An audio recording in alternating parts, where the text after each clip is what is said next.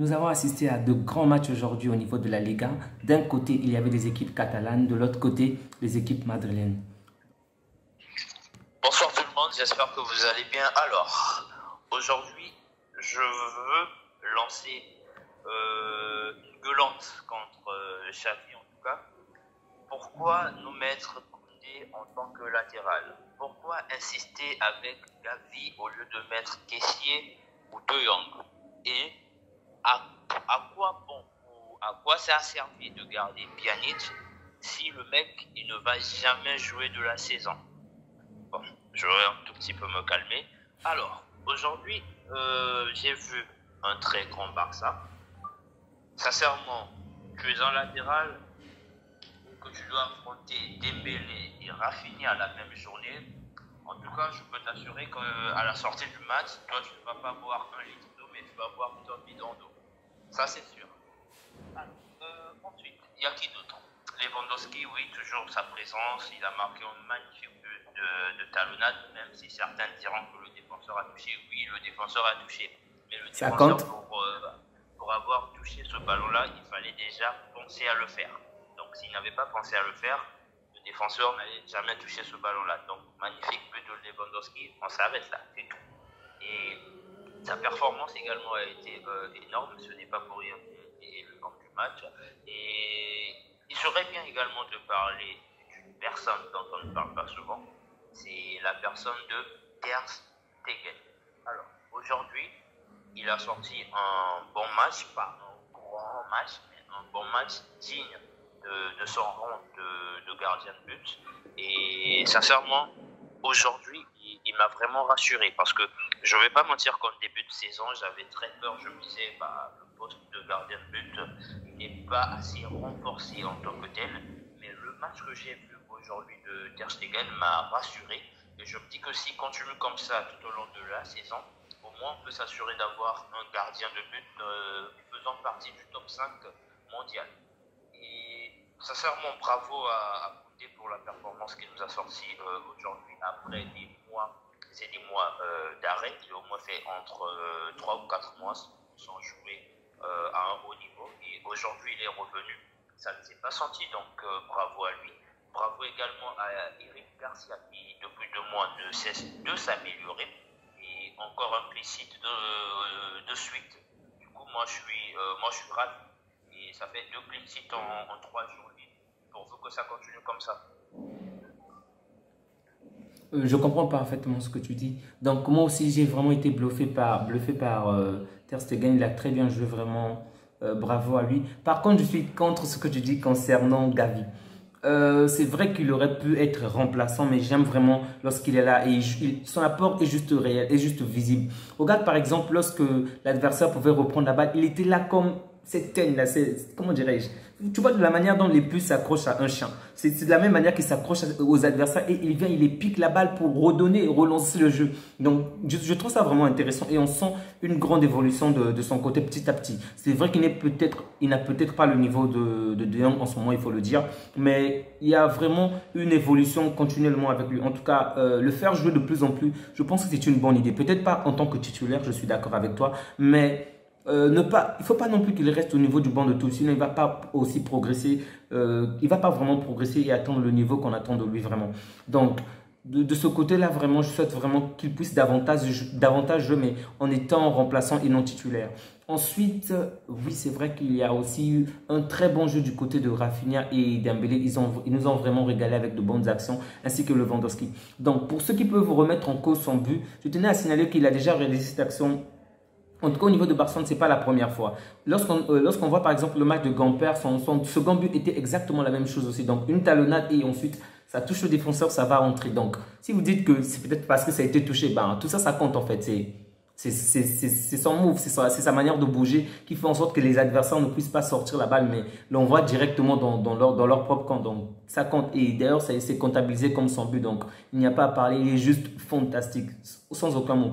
Par contre, l'entrée que je n'ai vraiment pas apprécié, c'est celui de Ferran Torres. Sérieusement, il ne sert à rien, ce joueur. Je trouve qu'il ne sert à rien. Et même lorsqu'il est là, avec le peu de temps qu'il a, il ne marque jamais. Il ne fait pas des passes décisives. C'est lui Vraiment, son entrée dans le jeu ne m'a vraiment... Je n'ai trouvé aucune pertinence, aucune envie, rien du tout. On aurait pu mettre Aubameyang ou même Memphis Depay, même s'ils sont sur la sortie. Personnellement, je trouve que c'est plus intéressant, plus... Tu vois, plus important pour cette équipe. Mais Ferran Torres, jusqu'à présent, il ne m'a vraiment pas du tout convaincu. Qu'est-ce que tu penses de lui, toi? Allô? Moi, je pense qu'un joueur qui n'a pas pu s'imposer dans l'effectif de Guardiola ne peut pas s'imposer en fait au Barça. C'est impossible. En fait, l'université de Guardiola et l'université de Klopp, c'est un peu comme le Harvard de la vraie vie. Tu vois, un peu si déjà là-bas tu échoues, ne va pas, genre par exemple, dans les autres universités, va chercher autre chose, par exemple. Parce que là-bas, c'est l'excellence. Là-bas, il était le remplaçant du remplaçant du remplaçant. Donc, c'est pas au Barça qui viendra jouer. Et franchement, je suis d'accord avec toi sur ce point. Le mec, c'est un tocard. Et un vrai tocard. Apparemment, Xavi l'aime beaucoup. Je ne sais pas pourquoi. Bon, Xavi l'aime beaucoup. Du coup, il rentre toujours dans les plans de Xavi. Mais il y a un truc que je ne comprends pas également avec lui. Il nous parle, c'est lui qui vient nous parler de méritocratie. Bah, tout ce que Ferran Torres mérite aujourd'hui, c'est de s'asseoir au banc de touche pendant 95 minutes. C'est clair. Je suis d'accord avec toi. Donc, pour l'instant, en termes de meilleurs buteurs, il faut dire que il s'appelle comment? Lewandowski fait partie des meilleurs buteurs, Benzema aussi, et bien, pas mal d'autres joueurs d'autres équipes maintenant. Par rapport au résumé du match de Barcelone contre le Real Valladolid, tu as d'autres points à ajouter? Non, sur celui du Barça, non. Sur celui du Barça, non. D'accord, donc Lewandowski est le meilleur buteur avec 4 buts, ainsi que Borja Iglesias aussi avec 4 buts. Pour l'instant, Benzema n'a que 3 buts. Donc, on va maintenant passer au résumé du Real contre l'Espagnol de Barça. Oui, alors, que dire du Real aujourd'hui? Que les mecs, ils font toujours ce qu'ils savent faire, quoi. C'est-à-dire, vous donnez l'impression que vous allez gagner le match et à la fin, vous tuez. C'est un tout petit peu ça. Parce que là, non, mais sincèrement, le niveau que Benzema et Lewandowski ont aujourd'hui, c'est le niveau que doit viser Haaland pour essayer de performer pendant plusieurs années. Et tous les boys aujourd'hui, je peux vous jurer que tous les boys de l'Espagnol de Barça se disaient on va les niquer, au moins à la limite on va pouvoir avoir un match plus bizarre. Moins grossier, Denis, moins grossier. Numéro 9, il fait un appel derrière le défenseur, il te plante un peu, ça fait 2-1. Il a un coup franc, il te plante le coup franc, ça fait 3-1. Vous dormez, vous pleurez, pouf, c'est fini, le Real Madrid a gagné, Benzema était double buteur. Franchement, le mec, il mérite son ballon d'or qui va venir. Je n'ai rien à dire à propos de lui. C'est un superbe joueur, même s'il joue pour l'équipe adverse. Ok, donc aujourd'hui, une fois de plus, oui, je suis d'accord avec toi lorsque tu dis que le Real ne nous déçoit pas. Ils viennent pour gagner et ils gagnent même s'ils ont des temps mous, des temps faibles, mais au final, ils parviennent toujours à gagner. Par contre, ce que tu as dit concernant Benzema, je suis un peu contre dans la mesure où si on voit l'ensemble du match, dans l'ensemble du match, si on ne se limite pas au but, Benzema n'a vraiment pas été brillant. On va parler plutôt de Vinicius, mais même de Modric, mais voire même Camavinga qui est entré après, mais Benzema n'a pas été brillant dans l'ensemble du match. C'est vrai qu'il a fait la différence avec les 2 buts, mais il n'a pas brillé autant que ça. Personnellement, aujourd'hui, je l'ai trouvé plutôt... il n'était pas assez présent. Maintenant, concernant les buts, je tiens vraiment à féliciter l'Espagnol de Barça parce qu'ils ont quand même très bien joué et ils ont vraiment tenu ce Real-là en haleine, surtout pendant la deuxième période. Vraiment, le match était vraiment intense. Ce qui a complètement chamboulé ce match, je dirais que c'est à partir du second but. Donc, lorsque le second but entre, on se rend compte que là, on les a vraiment éteints. Ensuite, le carton rouge. D'accord, on peut comprendre que le gardien ait commis une erreur et qu'il ne restait plus assez de temps. Mais ce que je ne comprends pas jusqu'alors, c'est pourquoi l'entraîneur n'a pas sorti un joueur pour remplacer par un second gardien. Il avait 2 gardiens au niveau de son banc de touche. Mais il a préféré qu'un joueur puisse prendre la place du gardien et puisse être au niveau des cages jusqu'à la fin du match. Et tu te rends compte que le but de Benzema, le second but de Benzema, le coup franc, c'est parce que, 1, le gardien s'est mal positionné. 2, il ne s'est même pas lancé à arrêter la balle. Mais c'est normal puisque ce n'est pas son truc. Si c'était un gardien, certainement il aurait contré ce coup franc-là. C'était facile à enlever, mais puisque c'est un joueur, il n'est pas habitué à cela. Donc, Benzema a trouvé la faille et là, il a pu faire la différence. Vas-y. Du bien. Oui. Si l'entraîneur a mis un joueur de champ dans les buts, c'est parce qu'il avait déjà effectué ses 5 changements. Il ne pouvait plus faire entrer un autre joueur. Attends, je pense qu'il lui en restait encore un changement, je crois. Attends.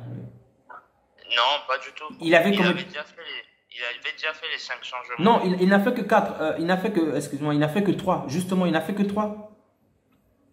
Mais s'il n'a fait que 3, pourquoi ne pas avoir mis un vrai gardien? C'est ça, je me demande aussi, parce que le Real en a fait 4. Lui, il n'a fait que 3 changements. À savoir Dani Gomez qui est rentré, Nico Melamed, ainsi que Kedi Bar. Ça m'étonne même pourquoi. Même, je me souviens en regardant le match que même certains journalistes se sont posé la même question. Pourquoi il a mis un joueur à ce poste-là? Ça, c'est son. Tu vois, ça remonte à très longtemps lorsqu'on n'avait pas assez de gardiens, lorsqu'on avait atteint son quota de remplacement. Mais là, il avait un remplacement au moins, mais il ne l'a pas fait. Donc, je ne sais pas pourquoi. Mais dans tous les cas, ça a contribué aux performances, aux statistiques de Benzema. Donc, félicitations à lui qui sait faire la différence. En tout cas, il avait eu pas mal d'accès aujourd'hui. Je crois qu'on a même rejeté 2 de ses buts aujourd'hui pour des raisons d'hors-jeu. Donc, cette équipe a vraiment poussé, mais le positionnement des joueurs était mal fait. Donc, à la fin, le Real remporte le point et donc ils sont premiers de notre championnat. On espère qu'ils vont se casser la gueule bientôt pour que Barcelone reprenne les règnes en fait. Oh, sur ça, je ne m'inquiète pas. Je sais qu'ils ne vont pas faire 38 journées et 38 victoires. Ça, c'est impossible. Tu es certain? Quelle est l'équipe selon toi qui pourrait battre cette équipe du Real? Parce que je n'en vois pas. Bah, déjà, le Barça. Non, bah, contre nous, ça sera un peu loin. C'est en octobre, non? Le 8 octobre ou le 6 octobre? Sincèrement, je n'ai pas encore regardé. D'accord. Donc, en dehors de Barcelone, quelle autre équipe? Bah, il y a l'Atlético, par exemple.